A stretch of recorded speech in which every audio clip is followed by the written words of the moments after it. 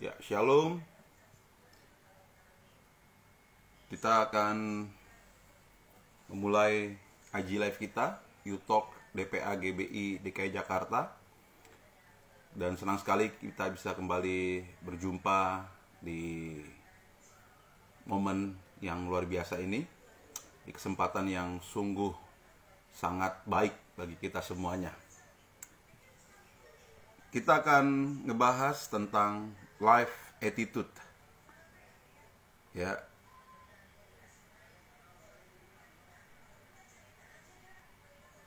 Oke. Kita akan ngomongin tentang sikap hidup orang Kristen yang merdeka. Dan bulan ini, di bulan Agustus ini, DPA GB DKI Jakarta akan bicara tentang hidup di dalam kemerdekaan. Puji Tuhan. Selamat bergabung, Kolim. Thank you sudah mau bergabung.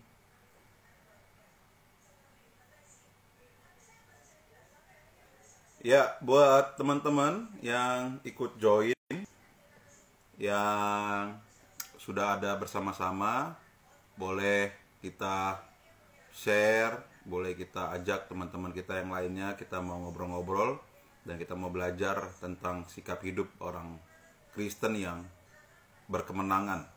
Bagaimana seharusnya kita bisa hidup, bagaimana kita bersikap, bagaimana kita merespon dengan apa yang sedang terjadi, setiap problem yang kita hadapi, bagaimana kita menyikapinya. Dan kita akan ngobrol bareng sama Kak Emmanuel Gatot, ya, pendeta muda Emmanuel Gatot.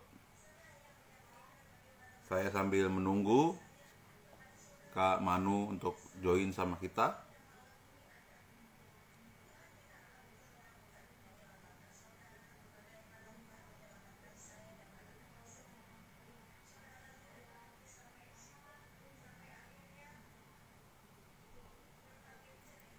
Sebentar.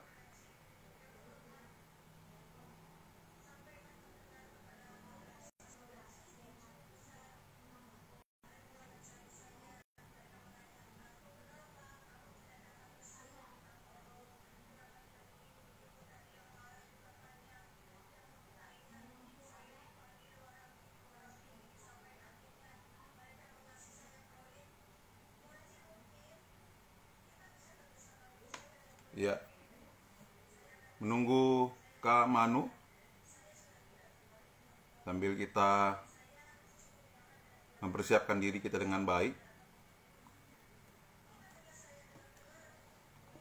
Kita akan bicara tentang sikap hidup orang Kristen yang tetap dalam sikap merdeka. Bukan lagi sikap hidup yang sembarangan, tapi sikap hidup yang merdeka.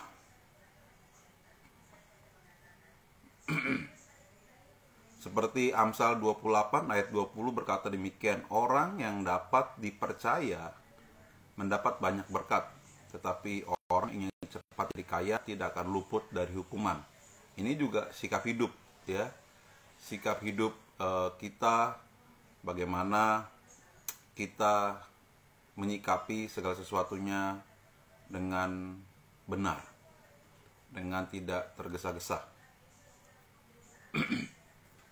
Jadi Amsal 28 ayat 22 juga berkata, orang yang kikir tergesa-gesa mengejar harta dan tidak mengetahui bahwa ia akan mengalami kekurangan.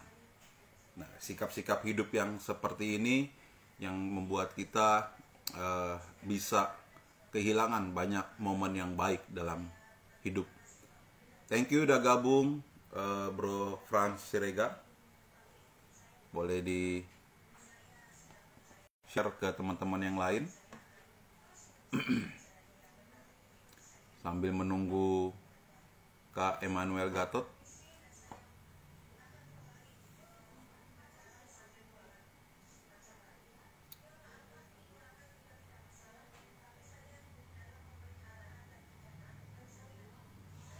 Shalom, Bro Ferdinand. Thank you udah gabung. Nah ini dia, Kak Emmanuel Gatotnya sudah bergabung. Saya akan ajak join beliau.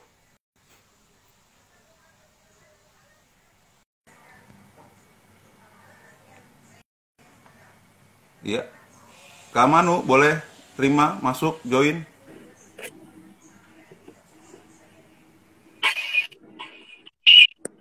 Ya, Shalom. shalom. Dengar suara Sarah kayak Kak Manu? Suara saya gimana? Mantap. Mantap. Mantap. Puji Tuhan. Shalom, Bro Ferdinand. Ya, malam ini kita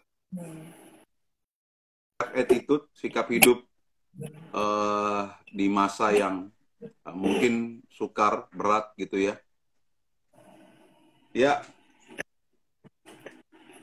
kata Ferdinand, Shalom Kamanu makin muda, ya luar biasa. Karena tidurnya cepet gitu ya. Ya, selamat bergabung teman-temannya Denny di acara live talk kita, YouTalk melalui IG Live. Sepertinya di sana lancar Kak Manu sinyalnya.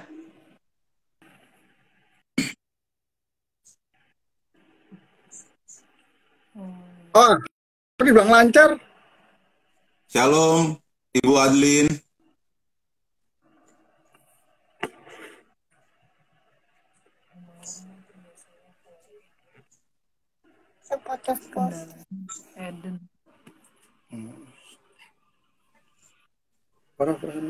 Aman sinyal Kak Manu.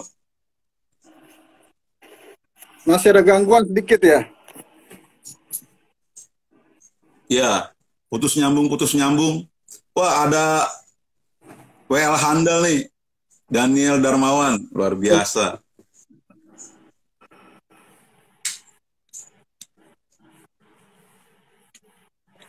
Yang delay suara siapa, Kak Adlin? Shalom, Bang Joel. Shalom. Kayak hubungan ya, delay.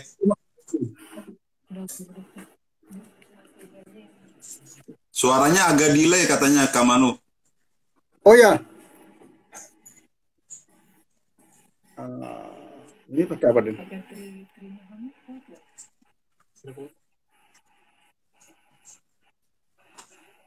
Oh, aman? Shalom. Kedengeran kah?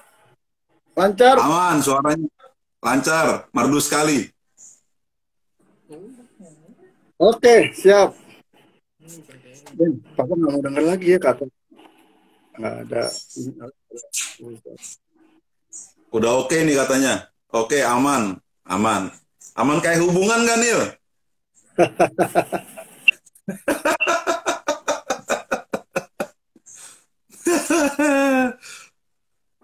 Oke, kita akan ngobrolin tentang life attitude, ya. Bagaimana kita mau belajar tentang sikap hidup orang Kristen tetap dalam sikap yang merdeka, gitu ya.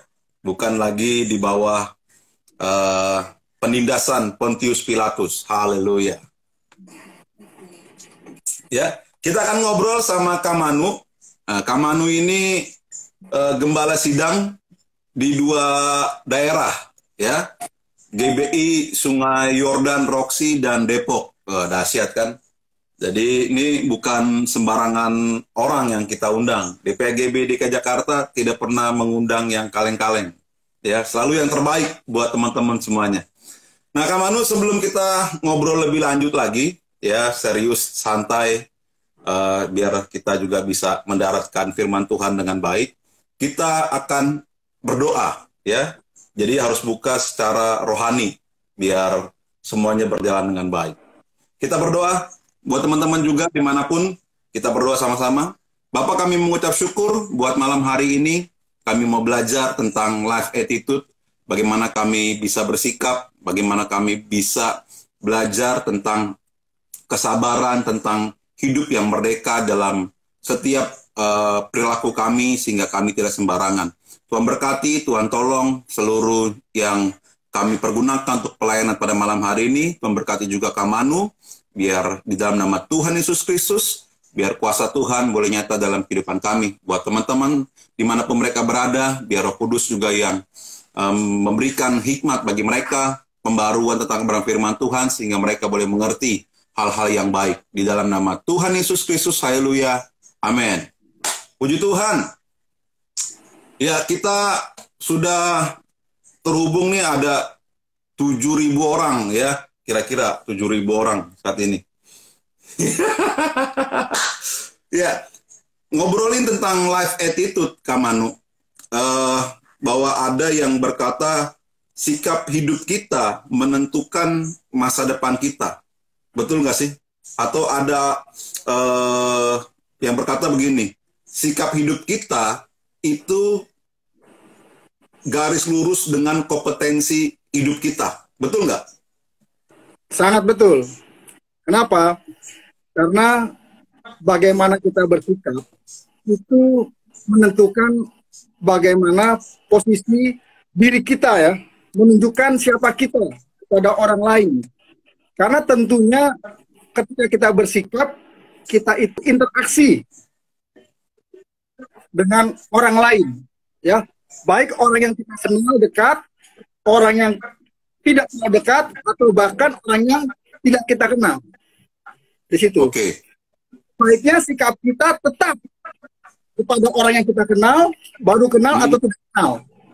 Di situ. Jadi sikap hidup kita menentukan keberhasilan kita di masa depan. Betul, itu juga. Sudah pasti, sudah pasti.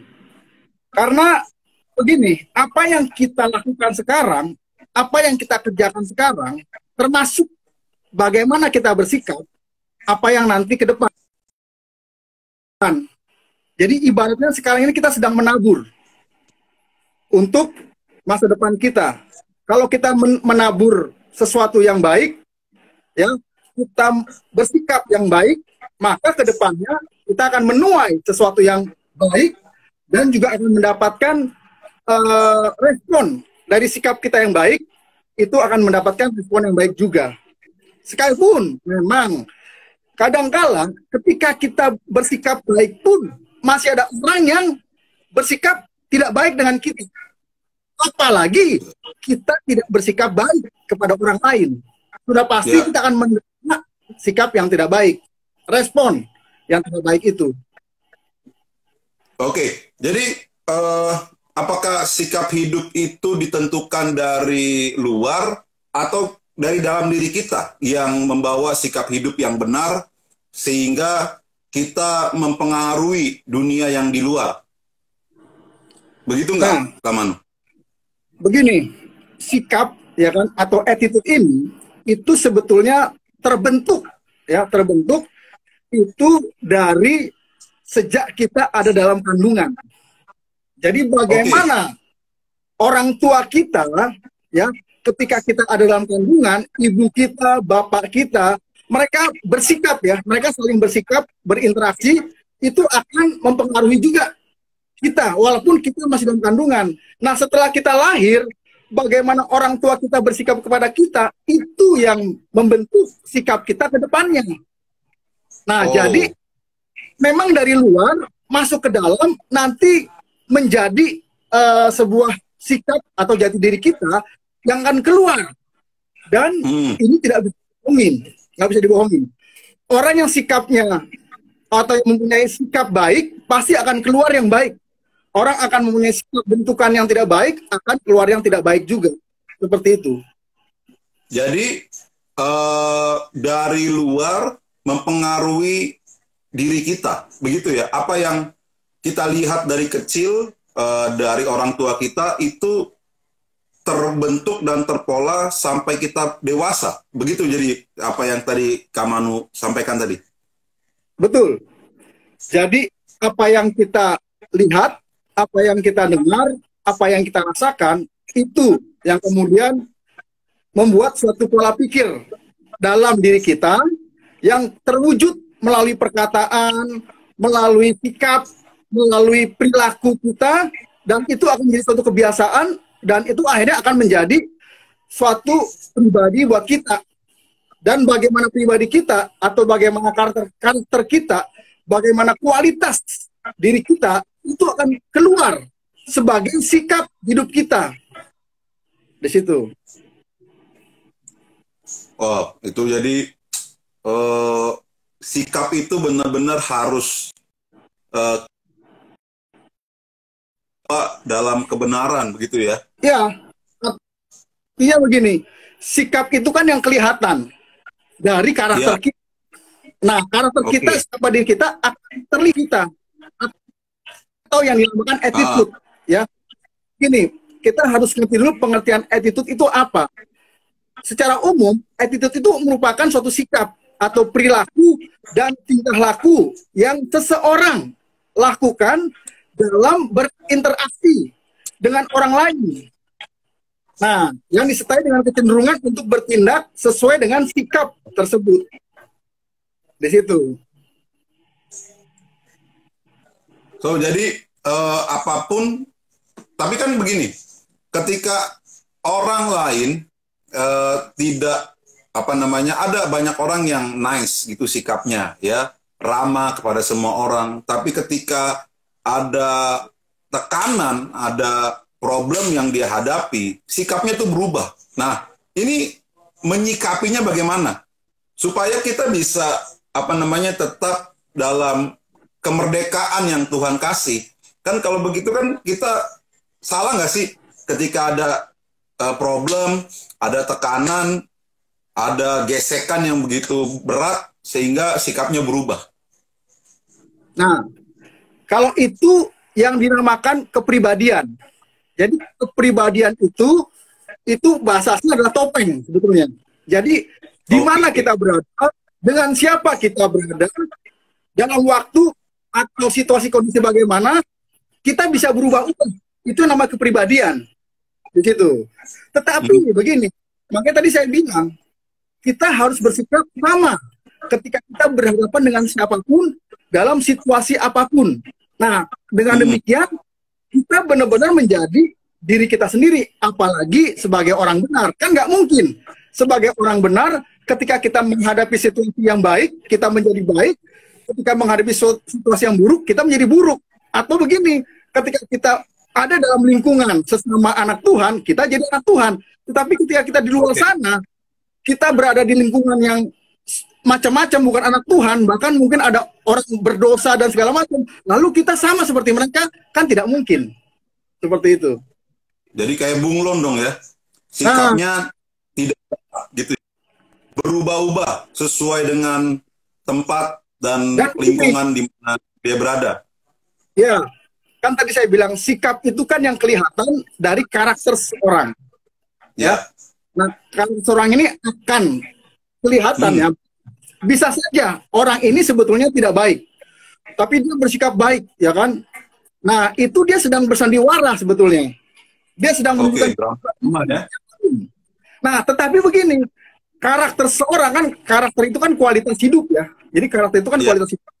Itu akan kelihatan, akan kentara melalui sikap kita atau menghadapi tekanan, menghadapi situasi yang tidak baik, menghadapi situasi yang buruk. Itu baru kelihatan siapa diri kita sebenarnya. Karakter kita lewat tindakan kita, lewat sikap kita yang keluar ketika menghadapi hal-hal yang dari luar itu. Seperti itu.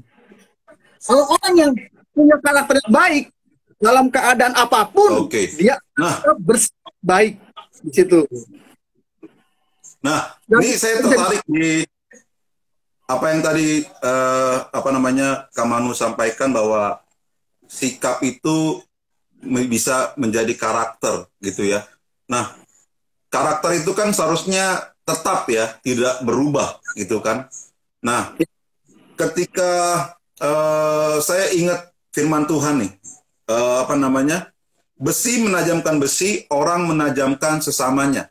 Nah, ini kan juga berbicara tentang bagaimana kita dibentuk, sikap kita dibentuk, lalu karakter kita juga dibentuk. Ya. dalam hal-hal yang seperti ini kan kalau baca aja enak ya, Kamanu ya. Besi menajamkan besi, orang menajamkan sesamanya.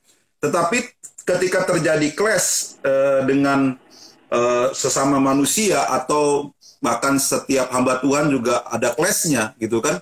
Nah, yang berubah, yang keluar itu seringkali kedagingannya. Nah, ini bagaimana nih menyikapinya nih? Sebenarnya begini ya, kita pengertian dulu pada Tuhan, besi menajamkan besi, terus kemudian manusia menajamkan sesamanya kan. Ya. Menajamkan ini kan sebetulnya suatu hal yang positif. Yes. Artinya ketika kita adalah orang baik, ketemu dengan orang baik, maka kita akan semakin baik. Di situ. Betul. Nah, Ya. dan begini, ketika kita adalah orang baik, ya, apalagi kita sebagai orang percaya, orang beriman, kita adalah orang baik. Even ya kita ketemu dengan orang yang tidak baik, seharusnya kita membuat orang itu menjadi baik. Jadi kita yang mempengaruhi orang itu, bukan kita yang dipengaruhi. Kalau kita dipengaruhi kita menjadi tidak baik, artinya kita bukan orang baik. Seperti itu. Orang baik namanya belum merdeka dong ya. Belum merdeka berarti begitu ya. Belum merdeka ya. Nah, belum sungguh-sungguh menjadi orang Kristen, belum sungguh-sungguh bertobat, belum sungguh-sungguh orang saleh gitu loh. Ingat nggak? Tidak orang benar ya, adanya orang saleh. Orang saleh adalah orang yang selalu berusaha hidup benar. Kata kunci adalah usaha, kata kuncinya. Itu. Nah, untuk dapat sikap hidup yang kita bisa dalam kemerdekaan Kristus ya, tadi itu perlu tadi saleh itu berusaha untuk tetap nice, berusaha untuk menunjukkan hal yang ramah kepada semua orang, gitu kan? Bahkan firman Tuhan bilang kan begini, bila ditampar pipi kiri, kasih pipi kanan, kan begitu, Kamanu. Tapi kenyataannya, bahkan hamba Tuhan sekalipun tampar pipi kiri, kaki kanan main, kan begitu. Nah, ini yang mengerikan. Nah, firman Tuhan hanya sekedar firman Tuhan, tapi ketika kita diperhadapkan satu realita yang cadas gitu ya, keras, yang terjadi adalah keluar tadi itunya tadi. Nah, bagaimana caranya bisa kita tetap saleh tadi tuh, Kamanu? Nah, saya percaya ketika kita mengerti tentang saleh itu, kita bisa punya sikap hidup yang benar, bisa punya sikap hidup yang seperti Kristus. Nah, untuk dapat poin salehnya, level salehnya itu, how to, bagaimana caranya? Levelnya ada nggak sih step-stepnya? Memang yang pertama gini, tidak tahu ya latar belakang kita masing-masing, ya. Orang yang latar belakangnya dulu baik-baik aja, seperti Timotius. Ya. Timotius dari kecil oleh neneknya, oleh ibunya secara rohani. Jadi ketika Timotius remaja sampai dewasa, dia sudah bentukannya rohani. Sehingga ketika dia ketemu Paulus, ya kan, ya untuk menjadi orang yang saleh itu tidak susah buat Timotius. Tetapi ketika masa kita adalah orang yang mungkin terlalu brengsek, mungkin terlalu bejat atau bagaimana, untuk menjadi saleh itu sangat susah. Tapi ingat, ada yang namanya kasih karunia Tuhan. Kasih karunia Tuhan itulah yang memampukan kita untuk berbuat seperti apa yang Tuhan mau. Artinya apa? Nah, begini, ketika kita menerima kasih karunia, kita percaya kita menerima Kristus, seharusnya kita sudah punya modal. Sekarang dari diri kita respon kita, apakah kita mau mengikuti atau mau taat dan tunduk kepada Tuhan sepenuhnya, atau kita masih mengikuti ego kita.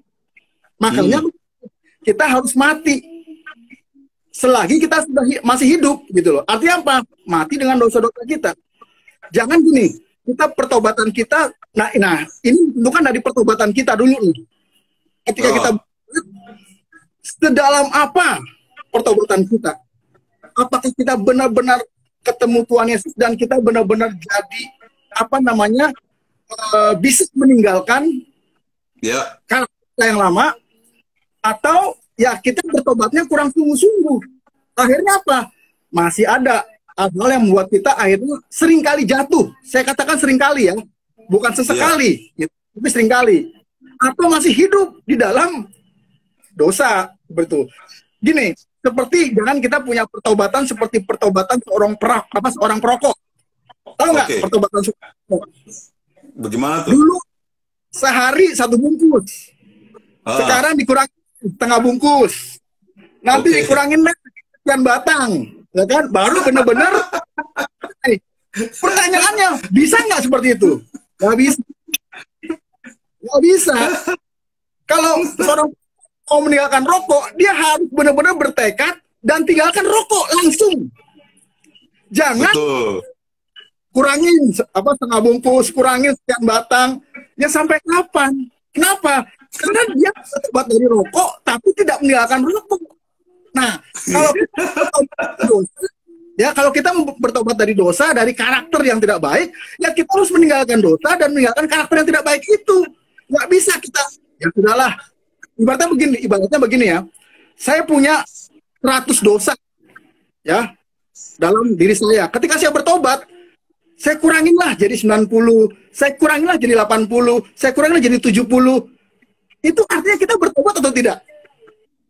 Tetap hidup dalam dosa itu. Tetap hidup dalam dosa.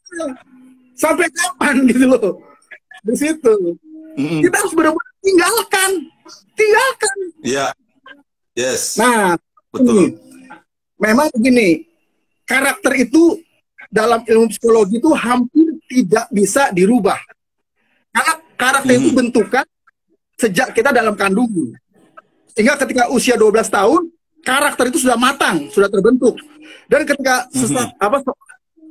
usia 12 tahun ke atas, itu karakter itu semakin matang, semakin dikuatkan. Nah, kalau kita bertobat pada usia 30 tahun, 20 tahun, artinya karakter kita yang lama, yang buruk, itu sudah terbentuk, sudah matang. Ibarat nasi ya, yang sudah matang, nggak mungkin lagi kan dikembalikan jadi beras. Ya kan? Nah, pertanyaan begini, gimana Pak, kalau karakter tidak bisa dirubah? Kan secara psikologi tidak. Itu secara psikologi, tetapi secara iman, secara Alkitab, secara kasih karunia Tuhan, karakter yang buruk itu bisa dirubah. Dan apa? Kan karakter dibentuk oleh apa yang kita lihat, apa yang kita dengar, apa yang kita rasakan, itu menjadi pola pikir, menjadi perkataan, menjadi tindakan, menjadi suatu kebiasaan, dan akhirnya menjadi karakter. Nah, kita mulai apa? Dengan kita mendengar, melihat, merasakan yang baik, ya, yang itu firman Tuhan. Makanya baca, renungkan, pelajari firman Tuhan setiap hari. Kita nonton, kita dengar musik atau apapun, ya, jadi kita menjaga penglihatan kita, pendengaran kita, dan perasaan kita. Makanya kita harus dikelilingi dan kita harus hidup di dalam hal-hal yang baik. Supaya apa yang kita lihat, apa yang kita dengar, apa yang kita rasakan adalah hal-hal yang baik, yang benar, sesuai dengan firman Tuhan. Dan lama-kelamaan itu akan merubah pola pikir kita dan akan keluar melalui perkataan kita dan tindakan kita. Akhirnya karakter kita sesuai dengan apa yang kita lihat, kita dengar, kita rasakan, yaitu firman Tuhan. Seperti itu. Oke. So, jadi ketika kita berusaha untuk selalu hidup benar gitu ya, pasti ada pertolongan dari Tuhan supaya kita punya sikap yang hidupnya benar-benar menyenangkan hati Tuhan, ya. Kan firman Tuhan bilang begini, lakukanlah segala sesuatunya seperti untuk Tuhan. Nah, di 1 Korintus 15 ayat 33 nih Kak Manu, janganlah kamu sesat, pergaulan yang buruk merusakkan kebiasaan yang baik. Nah, kalau mungkin orang-orang yang belum begitu mengerti, atau anak-anak muda, anak-anak remaja yang belum mengerti tentang kebenaran firman Tuhan ini, pergaulan yang buruk merusakkan kebiasaan yang baik. Artinya jangan-jangan nanti kita harus pilih-pilih teman. Nah, supaya sikap kita jadi nice, jadi baik gitu kan, benar, sehingga kita nggak boleh sembarangan berteman. Nah, ini benar gak sih gitu? Oke, jadi begini, kan firman Tuhan mengatakan pergaulan yang buruk, ya, bukan pertemanan yang buruk, Pergaulan itu beda pertemanan. Kalau pergaulan, kalau kita bergaul itu kita intens.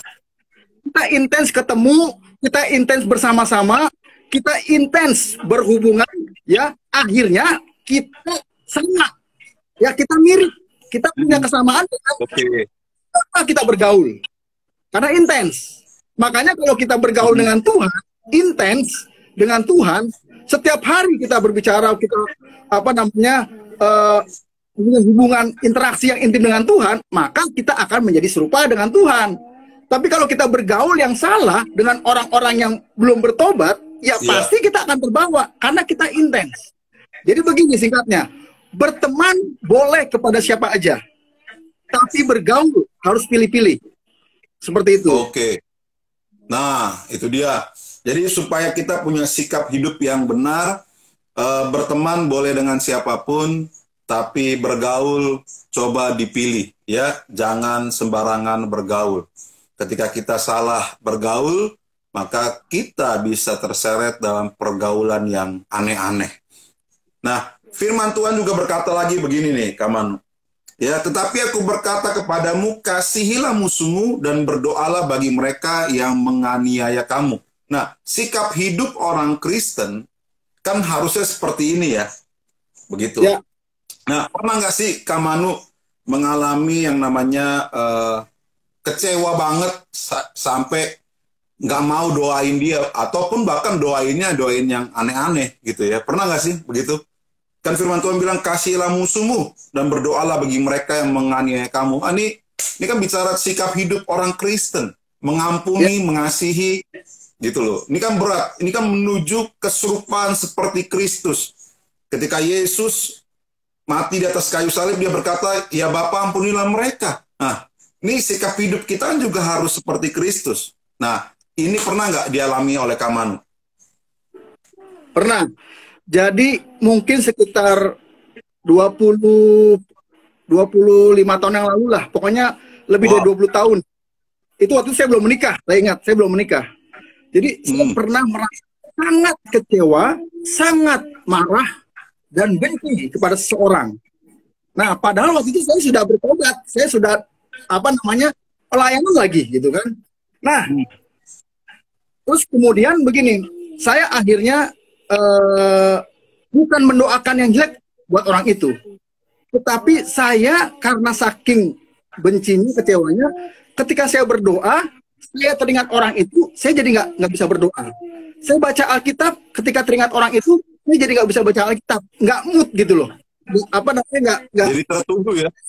Nah, saya tertuduh ya. Ya, saya jadi malas berdoa, saya jadi malas baca Alkitab, saya jadi malas pelayanan segala macam gitu kan. Apalagi ketemu orang itu, seperti itu. Nah, sampai suatu ketika saya paksakan, waktu saya sadar, waduh, saya nggak bener nih, saya nggak bener. Nah, ada kesadaran gitu kan. Yang pertama ada kesadaran.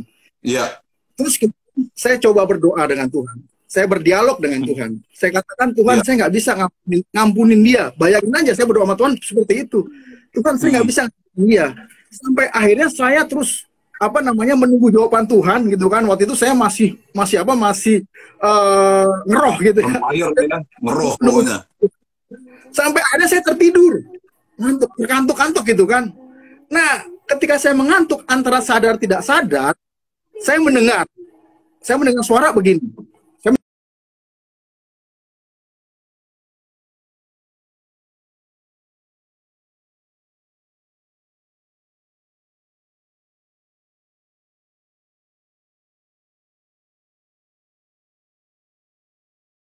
Dosa-dosamu. Wow. Waktu saya dengar itu, sesuai dengan firman Tuhan tadi ya. Iya, saya langsung sadar dan saya langsung menangis. Langsung saat itu saya bisa mengampuni orang itu. Kenapa? Sampai Tuhan berbicara kepada saya. Kalau kamu nggak bisa mengampuni orang itu buat kamu, ampuni orang itu buat diri saya. Yang sudah mengampuni dosa-dosa kamu, sudah mati buat dosa-dosa kamu. Siapa saya? Gitu loh. Dahsyat. Gitu. Sejak saat itu, saya jadi lebih mudah mengampuni. Karena saya selalu ingat perkataan Tuhan. Siapa saya gitu, nggak bisa ngampunin orang. Tuhan aja sudah ngampunin. Dan saya ingat doa Bapa kami. Ampunilah kesalahan kesalahan kami, seperti kami pun mengampuni orang yang bersalah kepada kami. Karena kau tidak kesalahan orang, Bapamu yang di surga juga tidak mengampuni kamu. Seperti itu. Wow, ya. Jadi dari pengalaman itu akhirnya punya sikap yang semakin dewasa ya, sikap yang semakin benar sesuai dengan kebenaran firman Tuhan. Mengampuni itu bukan hal yang mudah untuk bisa kita kerjakan. Teorinya sih gampang ya, kalau baca Alkitab, ampunilah ya, lalu kasihilah musuhmu, berdoalah bagi mereka, begitu kan? Lalu berbuat baiklah kepada orang yang membenci kamu. Wah, itu mintalah berkat bagi orang yang mengutuk kamu. Berdoalah bagi orang yang mencaci kamu. Nah, kalau orang yang belum sikap hidupnya diubahkan, ini nggak akan bisa kayak begini nih. Begitu, bener nggak ya, Kamanu kan? Betul, betul. Itu tadi. Diawali dengan pertobatannya. Apakah pertobatannya sungguh-sungguh? Jangan ngurangin dari sebungkus jadi setengah bungkus, jadi sekian batang. Tapi langsung tinggalin. Seperti itu. Jangan dari 100 dosa dicicil 10, 8, 30 sampai ya nggak akan selesai. Nah, satu lagi begini. Ketika saya berapa tahun yang lalu saya kuliah teologi dan saya dapat pelajaran psikologi, itu saya dapat teori begini, teori tentang jiwa yang sehat. Jadi gini, jiwa yang sehat ya, teori psikologi mengatakan jiwa yang sehat adalah yang tidak tidak marah ketika tidak merasa tersanjung ketika dipuji, dan tidak merasa tersinggung ketika dimaki. Itu jiwa yang sehat. Ketika dipuji, dia nggak tersanjung, biasa aja. Dan ketika dimaki, dia juga tidak tersinggung, biasa aja. Jadi bisa menerima kedua hal itu. Nah, saya berpikir begini, wah, makanya saya berpikir, saya mau punya jiwa yang sehat. Saya nggak mau punya gangguan jiwa, apalagi sakit jiwa. Kalau saya, ketika orang lain memaki saya tersinggung, itu jiwa saya tidak sehat. Bahkan ketika orang memuji saya tersanjung. Terus, Kak? Itu. Berarti makanya ODGJ ya. Kalau orang yang mudah tersinggung, mudah bereaksi dengan negatif, ya berarti ODGJ berarti ya, orang dengan gangguan jiwa gitu. Ini Bro Ciko, bukan hanya mudah tersinggung, lanjung atau cari pujian dari orang, senang dipuji, itu juga ODGJ ya. Padahal segala kemuliaan hanya untuk Tuhan ya. Jadi kita mencuri kemuliaan dari Tuhan. Setiap kita harus punya jiwa yang sehat. Lucifer aja diusir dari ya. Kan sekarang jadi sikap hidup bisa gimana, Kamanu? Iya, banyak orang yang berusaha menahan diri ketika dimaki, ya kan? Ya. Tapi ketika dipuji, dia melambung langsung. Gitu. Atau ada orang yang berusaha atau mencari pujian dari orang. Betul. Wah, itu jiwanya tidak sehat itu. Jiwanya terganggu ya. Jadi saya bukan menyimpulkan ya, tapi berusaha untuk memahami. Artinya ketika ada tekanan, ada gesekan, ada masalah, sebenarnya itu membuat kita harus lebih punya sikap yang berubah menjadi lebih baik. Begitu ya, Kamanu ya? Karena tadi ketika Kamanu punya masalah, kecewa, lalu susah mengampuni. Nah, dari momen yang seperti itu, Tuhan mengajarkan langsung supaya kita punya sikap hidup yang kasihilah musuhmu, berdoalah bagi mereka yang menganiaya kamu. Nah, itu sikap hidup. Nah, ketika saya seringkali juga begitu. Ketika disanjung, wah, sering kelupaan gitu kan, sering seneng, wah. Nah, tapi ini salah nggak sih dengan yang kayak begitu? Kayak tadi gitu kan, kalau kalau saya sekarang bisa menahan emosi ketika disinggung gitu kan, ketika mungkin ada gesekan saya bisa lebih kontrol dengan apa namanya jiwa raga saya. Tapi kalau soal bagian disanjung tadi, saya rasa mungkin semua orang seneng kali dipuji ya, gitu ya. Tapi apakah itu salah? Artinya kalau tadi dengar Kak Manu bilang secara psikologi nggak sehat gitu kan. Nah itu gimana ya? Salah nggak sih itu? Sikapnya salah nggak sih? Begini, seringkali kita apa namanya selalu bertahan, ya kan, selalu mempersiapkan diri, ya kita menguatkan diri kita untuk menghadapi badai, ya kan? Iya. Nah, tapi kita lupa kan badai itu bisa membuat kita jatuh kan, ya kan, atau terhempas, ya kan? Betul. Angin sepoi-sepoi bisa membuat kita ngantuk dan terjatuh juga. Ya, ingat kan Betul. yang apa namanya perumpamaan tentang monyet kan? Monyet yang ada di puncak pohon kelapa. Enggak, ya di puncak pohon kelapa. Ketika ada badai dia bisa bertahan. Dia kuat. Bertahan. Tapi ketika ada angin sepoi, ada angin sepoi, dia ngantuk dan jatuh. Nah, seringkali orang Kristen seperti itu. Orang Kristen jatuh dalam dosa yang bukan dosa yang apa ya, boleh dibilang terlalu kasar lah, mencuri, membunuh, memperkosa, merampok gitu kan. Apalagi apa memaki-maki atau bagaimana. Tetapi jatuh dalam dosa yang kalau istilahnya bocor tipis gitu ya. Itu tadi. Bocor halus, bocor halus. Terus ya bocor halus. Pak Cipto bilang, kalau kita disanjung kemudian kita apa namanya dipuji kita merasa tersanjung, dan itu salah nggak ya? Kalau sekali dua kali nggak apa-apa Pak. Tapi kalau terus berkali-kali, apalagi kita akhirnya mencari sanjungan, ketika kita nggak disanjung kita tersinggung, nah itu sudah alarm.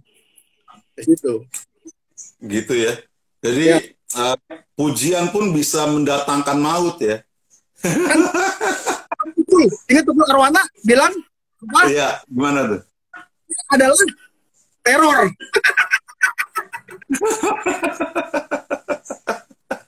Aduh, mengerikan jadinya ya. Bagaimana kita harus tetap bersesuai dengan kebenaran firman Tuhan, itu nggak mudah ya, nggak mudah seperti yang diajarkan di apa namanya pelajaran-pelajaran psikologi gitu kan ya. Tapi perlu kayak tadi kita perlu memahami bagaimana masalah bisa mendewasakan sikap dengan baik lagi. Nah, Ya. saya tertarik yang ini, apa namanya, ada satu firman Tuhan tentang sikap juga ya. Sikap, kalau tadi bagaimana kita orang lain, nah ini bersikap dengan apa yang kita kejar, orang kejar, gitu ya. Firman Tuhan dalam 1 Timotius 6 ayat 10. Karena akar segala kejahatan ialah cinta uang, sebab oleh memburu uanglah beberapa orang telah menyimpang dari iman dan menyiksa dirinya dengan berbagai-bagai duka. Nah, mungkin kita udah tahu, nggak salah untuk jadi kaya. Tapi ketika kita tujuannya hanya itu salah. Nah, bagaimana kita bisa menyikapi tentang materi gitu, Kak Manu, supaya kita bisa belajar mengucap syukurlah dalam segala hal. Itu kan juga sikap gitu. Oke. Jadi begini, tadi Bro Cipto bilang nggak salah kita kaya. Gimana? Bro Cipto kan bilang nggak salah kalau kita kaya, tidak salah, ya kan? Ya. Apalagi kalau kita kaya itu dengan cara yang benar, yang halal, yang sesuai dengan Tuhan. Tetapi menjadi salah ketika kita hanya mengejar kekayaan itu aja, memperkaya diri. Berfokusnya. Nah, lebih salah lagi ketika kita tidak membagi atau tidak menjadi berkat buat orang lain. Karena begini, prinsipnya Tuhan ya dalam Alkitab itu kita hidup cukup.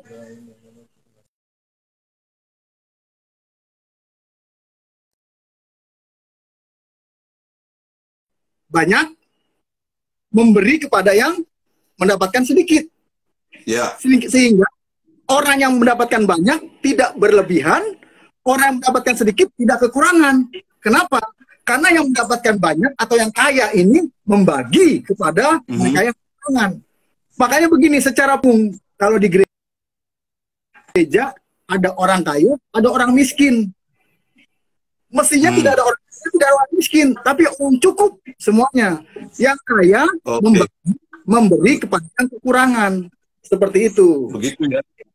Nah, menyikapinya kan akhirnya kan kita kalau ngomongin tentang materi, tentang apa namanya uang, lalu needs gitu ya, kebutuhan hidup.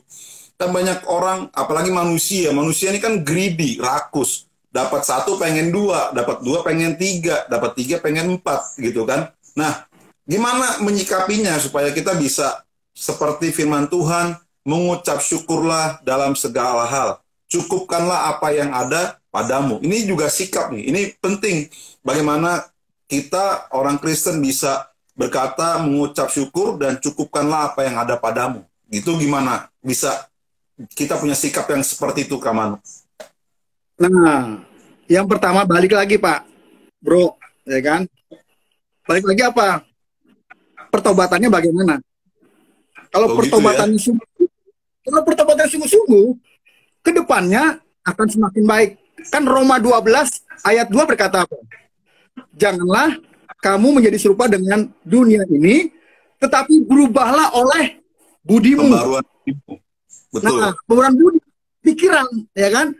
Supaya kamu bisa membedakan mana yang baik, mana yang berkenan, dan mana yang sempurna dari Allah. Artinya, kalau orang yang bertobat sungguh-sungguh, dia akan ada pembaharuan pikiran yang dimana yang ada dalam pikiran dia adalah segala yang baik, yang berkenan, dan yang sempurna dari Allah. Itu aja. Ya. Gak ada lagi mikir-mikir yang budi ya. Nah, di situ. Nah, seringkali orang ya. Mungkin pertobatannya nggak sungguh-sungguh karena waktu dibaptis nggak terlalu dalam, Kak Manu. Jadi masih cetek udah diangkat gitu kan. Kan baptis itu hanya lambang pertobatan, ya kan? Baptis hanya lambang pertobatan. Siap. Jadi bukan menentukan.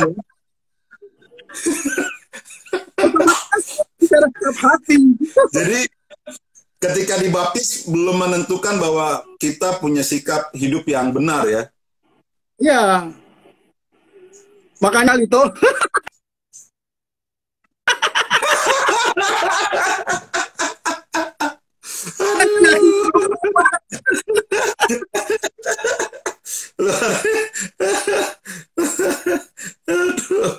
Nah, ini juga tadi soal materi ya, soal materi kita bagaimana kita di pembaruan budi bisa berjalan dengan baik. Nah, ini ketika kita sudah memahami tentang kebenaran firman Tuhan, tapi masih bisa nggak sih kita punya sikap yang sifat lama kita, manusia lama kita keluar? Oke, jadi begini, kita balik aja lah. Kita kebalikan ya. Kan bertobat itu kan berbalik, ya kan? Artinya kan? Kalau dulu, sebelum bertobat, kita susah berbuat baik. Kenapa? Ya. Karena kita sering melakukan perbuatan jahat. Nah, sekarang yang sudah bertobat, kita susah berbuat jahat. Kenapa? Karena kita selalu melakukan yang baik. Itu aja kuncinya. Oke. Simple tuh ya, teman-teman ya. Ya, jadi kebalikannya aja. Dulu teman-teman hidup dalam dosa, jadi susah untuk berbuat baik. Nah, ketika hidup dalam pertobatan, yang mengejar kesalehan tadi, kita susah untuk berbuat jahat. Nah, itu intinya tuh. Hidup saya itu adalah susah untuk berbuat jahat, ya. Susah untuk mengecewakan orang tua. Susah untuk mengecewakan orang-orang yang ada di sekitar kita. Dan yang paling penting, susah untuk kita bikin kecewa Tuhan. Ya, susah untuk bikin kecewa Tuhan, itu dia. Jadi kalau itu belum ada, ya coba merenung, masuk ke kamarmu, kunci kamarmu, dan lipat tanganmu, tutup mata dan berdoa dan berseru-serulah kepada Tuhan semesta alam, maka Dia akan memberikan kasih karunia-Nya kepada dirimu. Ya, luar biasa nih. Jadi ngomongin sikap itu tuh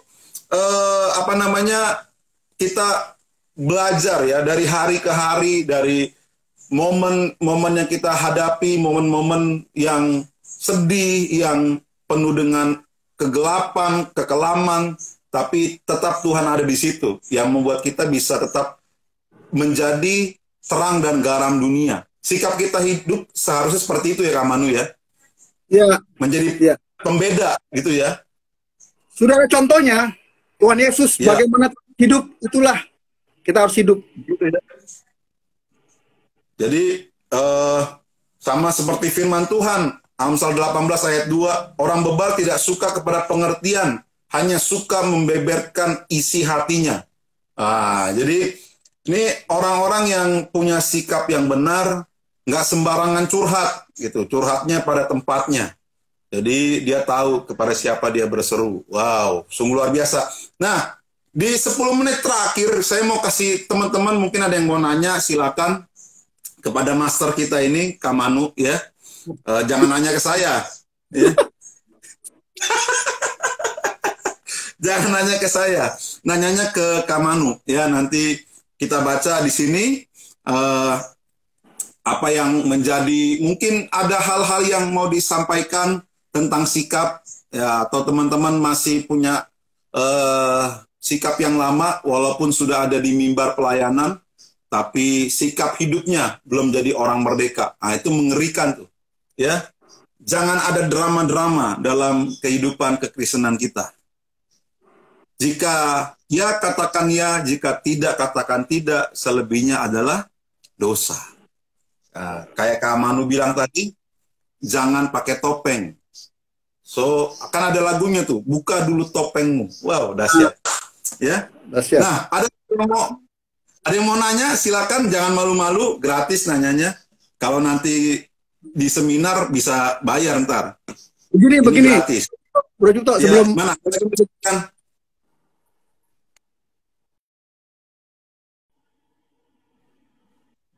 agak putus ya. Ya, gimana Kak Manu? Gimana Kak Manu? Begini, kita harus ngerti dulu nih, kemerdekaan Kristen itu apa? Kristus memerdekakan kita dari apa? Yang pertama, Kristus memerdekakan kita dari dosa. Di situ. Jadi kita bukan menjadi hamba dosa lagi. Nah, makanya Kristus membebaskan waktu itu umat Israel dari Taurat dan juga adat istiadat seperti itu. Karena mereka terlalu terbeban oleh Taurat dan adat istiadat. Tapi yang paling penting adalah bagi kita dibebaskan dari dosa, dimerdekakan dari dosa. Kita bukan lagi menjadi hamba dosa. Nah, kalau kita masih berbuat dosa, artinya kita kembali menjadi hamba dosa. Di situ. Kita belum merdeka. Sama kayak ilustrasi tadi ya, mau berhenti ngerokok dari sebungkus kurangin jadi 8, kurangin, tetap aja dalam dosa itu ya. Jadi kalau mau berhenti dari dosa langsung 180 derajat. Kayak tadi dikatakan bahwa ketika kita sudah bertobat, kita susah untuk berbuat yang jahat, ya. Apalagi ngejahatin Tuhan. Kita susah, gitu ya. Ini ada pertanyaan, drakor di belakang mimbar gimana Om? Ini filmnya atau drama-dramanya nih Pak? Ya kan? Ini gimana Pak?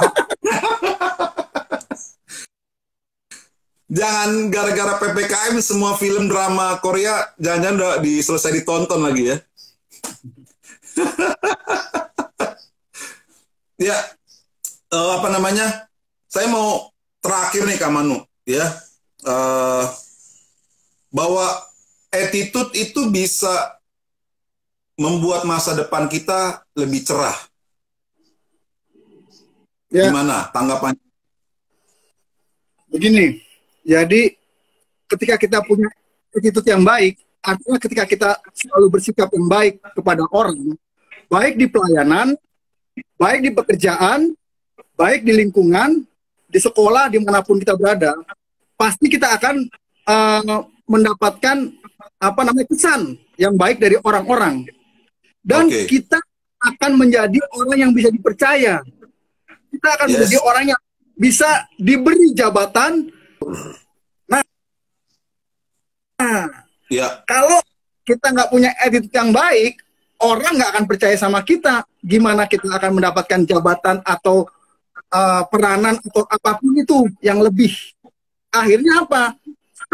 Hidupnya. Tapi kalau orang yang itu attitude-nya aja baik, ya.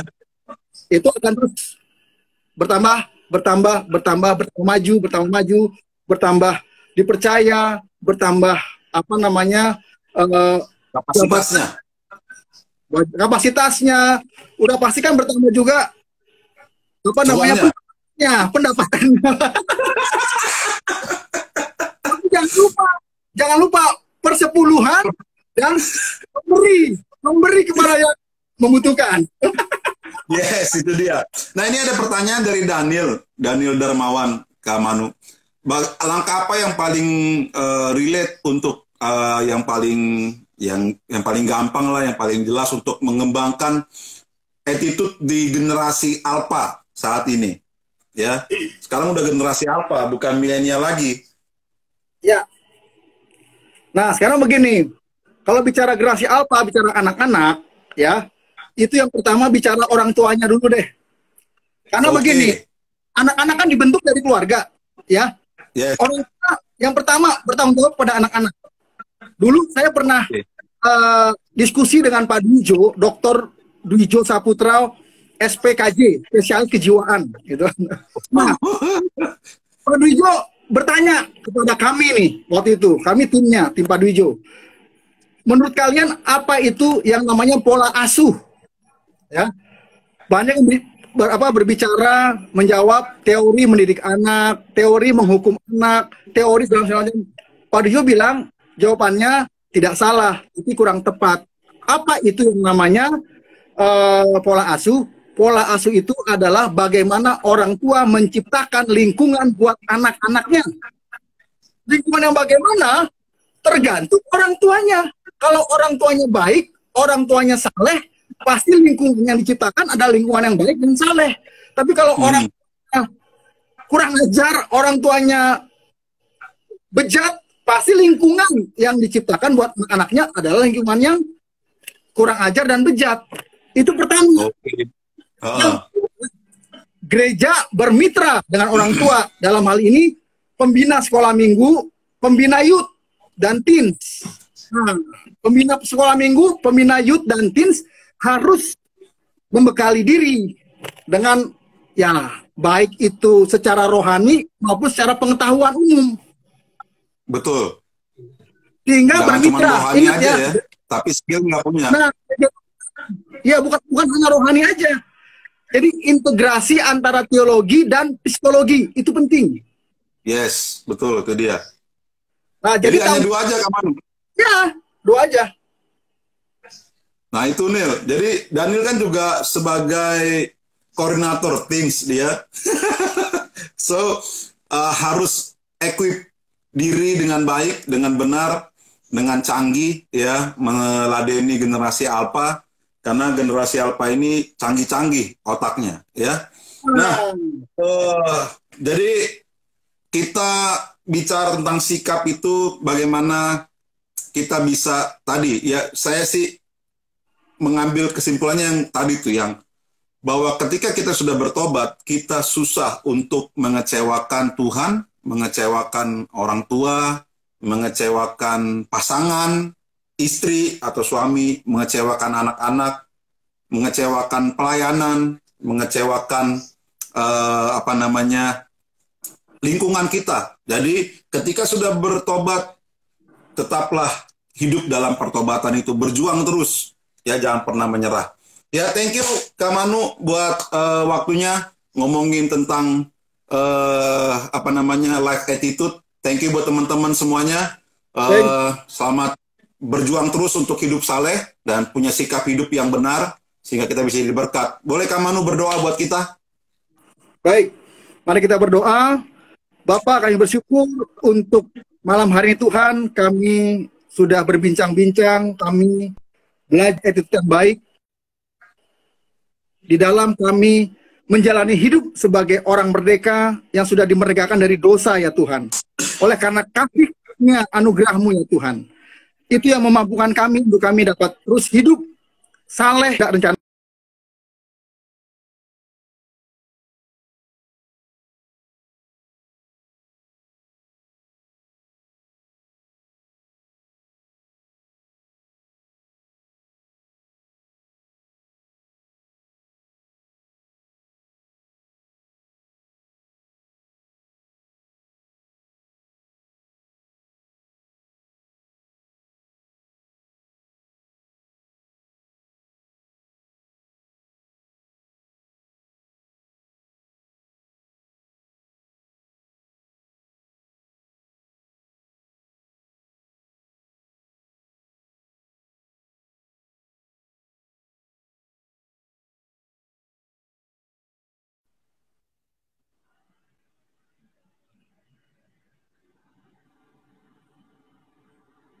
Thank you Kak Manu. Sama-sama, thank you. Maju terus DPA. Menjadi berkat. Ya, puji Tuhan. Selamat ketemu nanti minggu depan teman-teman semuanya di IG Live DPAGB DKI Jakarta minggu depan. Setiap hari Selasa jam 8, 1 jam kita bicara-bicara. Tuhan Yesus berkati semuanya. Bye.